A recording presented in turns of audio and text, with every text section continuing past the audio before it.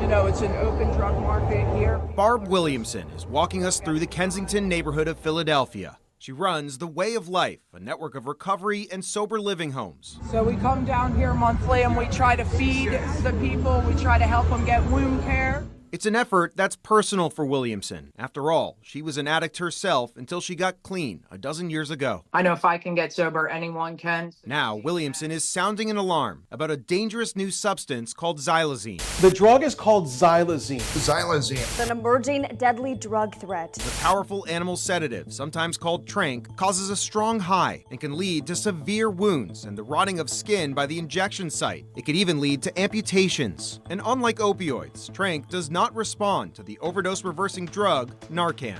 People would be coming into detox and the medication that was given to them wasn't working. It's so sad to see. They're just waiting to die.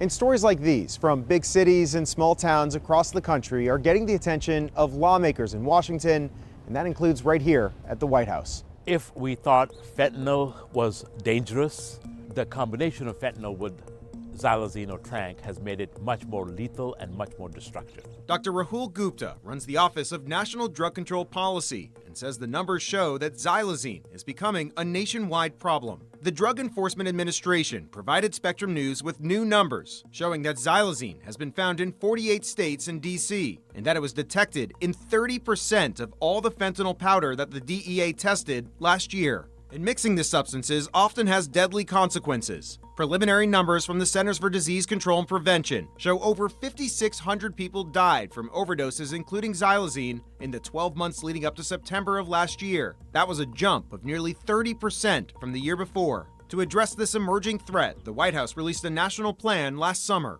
There's definitely work to go, but I could tell you without the designation, we would not be where we are today. Gupta says through this national plan, they've been able to unlock grant money for research and for Xylazine test strips. He also says that the plan has empowered law enforcement, giving them more authority to intercept Xylazine at ports of entry. Gupta says they're also looking into changing how Xylazine is classified. Right now, it's approved for use by the Food and Drug Administration for veterinary use. That's despite the possible dangers. Let's do this with a sense of urgency. I would have liked to seen it done yesterday. And there are new efforts to address tranq on Capitol Hill as well. Hey man, I'll take a common sense bill any day of the week. Late last year, the Tranq Act, sponsored by freshman lawmaker Mike Collins, was signed into law, ordering an increase in research of Xylazine. And this year, another bill called the Stop Tranq Act. It's been proposed in the Senate and would require the State Department to better track where the drug is coming from. Multiple spots all up and down Kensington Avenue. Back in Philadelphia, Williamson is hopeful that this growing awareness in Washington will make a difference in her community. There needs to be more help. In Washington, I'm Evan Kozloff, Spectrum News. Thank you for watching our YouTube channel. For more stories in your communities, click the subscribe button right here. You can also download our app or watch us on TV for the latest information, balanced coverage, weather updates every 10 minutes, and more. We'll see you then.